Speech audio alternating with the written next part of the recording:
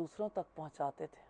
अनस बिन मालिक का बयान है कि रसूलुल्लाह मेरी वालिदा उम्मे सुलैम के पास तशरीफ़ लाए। उन्होंने आपकी खिदमत में खजूर और घी पेश किया। आपने रोज़ा रखा हुआ था। आपने फरमाया कि खजूर खजूर वाले बर्तन में और घी को घी वाले बर्तन में वापस रख दो। फिर आप घर के एक कोने की तरफ गए और वहाँ 2 रकत नमाज अदा की। हमने भी आपके साथ नमाज पढ़ी। फिर आपने उम्मे सुलैम और उनके घर वालों के हक में खैर व बरकत की दुआ की।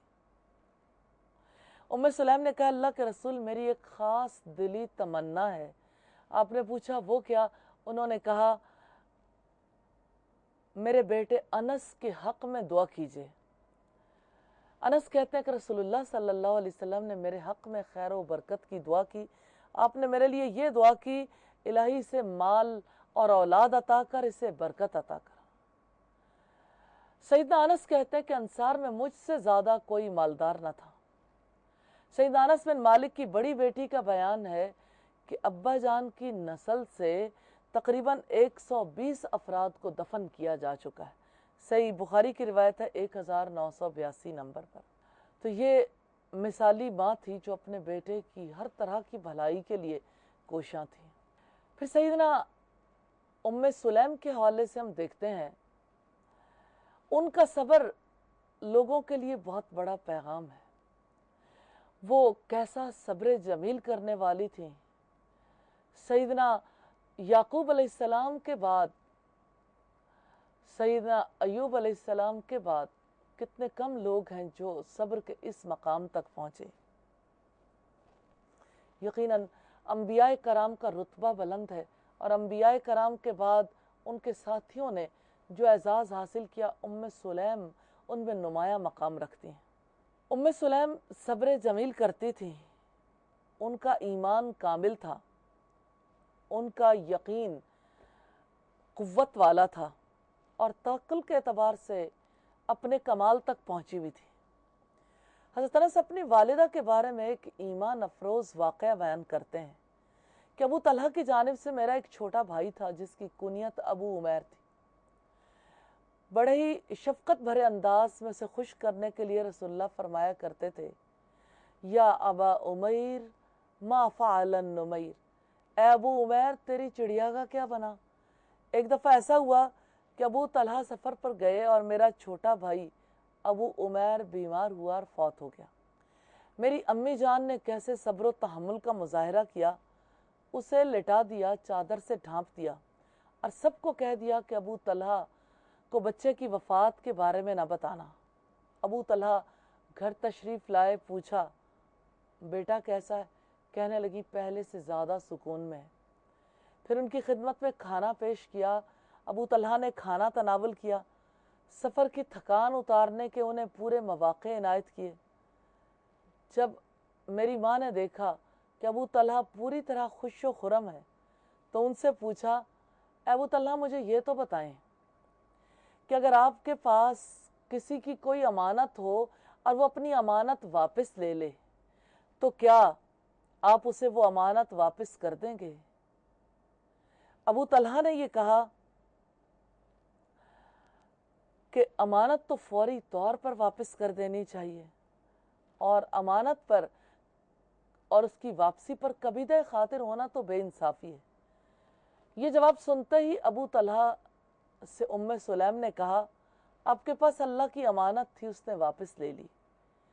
ये अंदोखनाक खबर सुनते ही अबू तलहा ने इन्ना लिल्लाहि व इन्ना इलैहि राजिऊन कहा और कहने लगे आपने मुझे पहले ही बता दिया होता।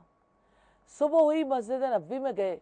रसूलुल्लाह ने अबू तलहा को देखते ही फरमाया, अल्लाह ताला ने तुम्हारी इस रात को बाबरकत बना दिया और इस शब बसरी के नतीजे में अल्लाह ताला ने तुम्हें बेटा अता किया। रसूलुल्लाह ने अपने दस्ते मुबारक से उसे तहनीक दी, यानी उन्हें घुट्टी दी और उसका नाम अब्दुल्ला रखा। तो ये सब्र था उम्मे सुलैम का। अल्लाह ने अपने खुसूसी करम से उम्मे सुलैम को 7 बेटे अता किए और सातों ही हदीस के बहुत बड़े आलिम और फाजिल थे। उम्मे सुलैम جیسے صبر میں بے مثال تھیں، جیسے ایمان اور یقین میں اعلیٰ مقام پر تھیں، ایسے ہی انہوں نے جہاد فی سبیل اللہ میں بھی اہم کردار ادا کیا۔ انہوں نے ایسے کارنامے انجام دیے ہیں جن سے انسان کا ایمان بڑھتا ہے اور انسان حیرت زدہ رہ جاتا ہے۔ اللہ تعالیٰ نے سلیم کو بڑا مضبوط دل عطا کیا تھا، اور رسول اللہ صلی اللہ علیہ وسلم اس جلیل القدر خاتون کو پانی پلانے، زخمیوں کی مرہم پٹی کرنے کی اجازت عطا کرتے تھے۔ حضرت انس بیان کرتے ہیں کہ رسول اللہ حضرت سلیم اور دیگر انصاری خواتین کو علاج معالجہ کرنے اور پانی پلانے کی خدمات سر انجام دینے کے لیے غزوات میں شریک ہونے کی اجازت دیا کرتے تھے۔ سلیم غزوہ احد میں شریک ہوئیں، بڑے اہم فرائض انجام دیے۔ انس بیان کرتے ہیں کہ غزوہ احد کے دوران جب مجاہدین کو پسپائی کا سامنا کرنا پڑا تو میں نے دیکھا حضرت عائشہ اور سلیم اپنی پیٹھ پر مشکیزیں اٹھائے ہوئے زخمیوں کو پانی پلا رہی تھیں۔ یہ مسلم، ترمذی اور ابو داؤد کی روایت۔ جب اللہ کے رسول صلی اللہ علیہ وسلم خیبر کے لیے روانہ ہوئے تو بھی جہاد کا ثواب حاصل کرنے کے لیے یہ آپ کے ساتھ گئیں۔ غزوہ حنین میں سلیم نے اپنی جرأت اور شجاعت کا اظہار بڑے ہی کمال انداز میں کیا۔ ایک خنجر اپنی کمر کے ساتھ باندھا۔ ابو طلحہ نے اس کی اطلاع اللہ کے رسول کو دی کہ سلیم کے پاس خنجر ہے۔ عرض کی اللہ کے رسول، میں نے یہ خنجر اس لیے اپنے پاس رکھا ہے کہ اگر کوئی دشمن میرے قریب آیا تو میں اس کا پیٹ پھاڑ دوں گی۔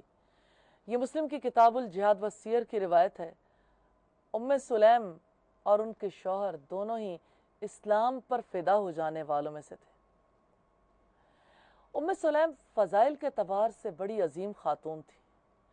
خیر اور بھلائی کے ہر کام میں ان کا حصہ دکھائی دیتا۔ انہیں نبی صلی اللہ علیہ وسلم سے احادیث روایت کرنے کا بھی شرف حاصل ہوا۔ نبی کریم سے انہوں نے 14 احادیث روایت کرنے کا شرف حاصل کیا، جن کو حضرت انس، ابن عباس، زید بن ثابت، ابو سلمہ اور عمر بن عاصم نے ان سے روایت کی۔